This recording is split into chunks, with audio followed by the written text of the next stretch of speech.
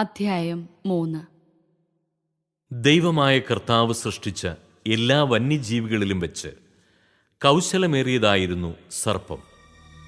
അത് സ്ത്രീയോട് ചോദിച്ചു, തോട്ടത്തിലെ ഒരു വൃക്ഷത്തിന്റെയും ഫലം തിന്നരുതെന്ന് ദൈവം കൽപ്പിച്ചിട്ടുണ്ടോ? സ്ത്രീ സർപ്പത്തോട് പറഞ്ഞു, തോട്ടത്തിലെ വൃക്ഷങ്ങളുടെ പഴങ്ങൾ ഞങ്ങൾക്ക് ഭക്ഷിക്കാം. എന്നാൽ തോട്ടത്തിന്റെ നടുവിലുള്ള മരത്തിന്റെ പഴം ഭക്ഷിക്കുകയോ തൊടുക പോലുമോ അരുത്. ഭക്ഷിച്ചാൽ നിങ്ങൾ മരിക്കും എന്ന് ദൈവം പറഞ്ഞിട്ടുണ്ട്. സർപ്പം സ്ത്രീയോട് പറഞ്ഞു, നിങ്ങൾ മരിക്കുകയില്ല. അത് തിന്നുന്ന ദിവസം നിങ്ങളുടെ കണ്ണുകൾ തുറക്കുമെന്നും നന്മയും തിന്മയും അറിഞ്ഞ് നിങ്ങൾ ദൈവത്തെ പോലെ ആകുമെന്നും ദൈവത്തിനറിയാം. ആ വൃക്ഷത്തിന്റെ പഴം ആസ്വാദ്യവും കണ്ണിന് കൗതുകകരവും അറിവേകാൻ കഴിയുമെന്നതിനാൽ അഭികാമ്യവുമാണെന്ന് കണ്ട് അവളത് പറിച്ചു തിന്നു. ഭർത്താവിനും കൊടുത്തു, അവനും തിന്നു. ഉടനെ ഇരുവരുടെയും കണ്ണുകൾ തുറന്നു. തങ്ങൾ നഗ്നരാണെന്ന് അവരറിഞ്ഞു. അത്തിയിലകൾ കൂട്ടിത്തുന്നി അവർ അരക്കച്ചയുണ്ടാക്കി. വെയിലാറിയപ്പോൾ ദൈവമായ കർത്താവ് തോട്ടത്തിൽ ഉലാത്തുന്നതിന്റെ ശബ്ദം അവർ കേട്ടു. പുരുഷനും ഭാര്യയും അവിടുത്തെ മുമ്പിൽ നിന്ന് മാറി തോട്ടത്തിലെ മരങ്ങൾക്കിടയിൽ ഒളിച്ചു. അവിടുന്ന് പുരുഷനെ വിളിച്ചു ചോദിച്ചു, നീ എവിടെയാണ്? അവൻ മറുപടി പറഞ്ഞു, തോട്ടത്തിൽ അവിടുത്തെ ശബ്ദം ഞാൻ കേട്ടു. ഞാൻ നഗ്നനായതുകൊണ്ട് ഭയന്നൊളിച്ചതാണ്. അവിടുന്ന് ചോദിച്ചു, നീ നഗ്നനാണെന്ന് നിന്നോട് ആര് പറഞ്ഞു? തിന്നരുതെന്ന് ഞാൻ കൽപ്പിച്ച വൃക്ഷത്തിന്റെ പഴം നീ തിന്നോ? അവൻ പറഞ്ഞു, അങ്ങ് എനിക്ക് കൂട്ടിന് തന്ന സ്ത്രീ ആ മരത്തിന്റെ പഴം എനിക്ക് തന്നു. ഞാനത് തിന്നു. ദൈവമായ കർത്താവ് സ്ത്രീയോട് ചോദിച്ചു, നീ എന്താണ് ഈ ചെയ്തത്? അവൾ പറഞ്ഞു, സർപ്പം എന്നെ വഞ്ചിച്ചു. ഞാൻ പഴം തിന്നു.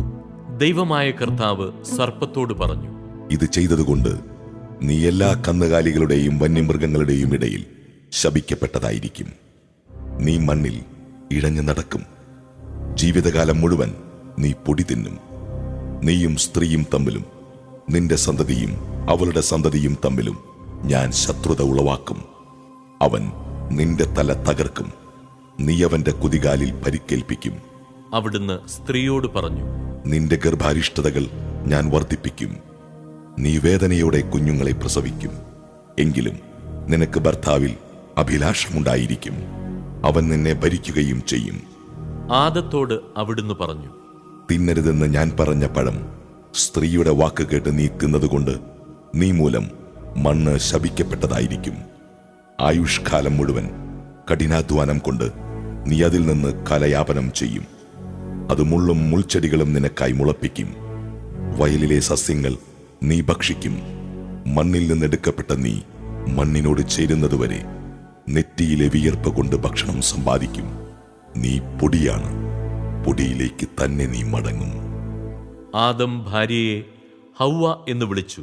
കാരണം അവൾ ജീവനുള്ളവരുടെയെല്ലാം മാതാവാണ്. ദൈവമായ കർത്താവ് തോലുകൊണ്ട് ഉടയാടയുണ്ടാക്കി ആദത്തെയും അവന്റെ ഭാര്യയെയും ധരിപ്പിച്ചു.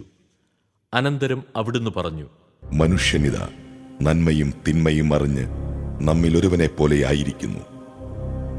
ഇനി അവൻ കൈനീട്ടി ജീവന്റെ വൃക്ഷത്തിൽ നിന്നുകൂടി പറിച്ചു തിന്ന് അമർത്യനാകാൻ ഇടയാകരുത്.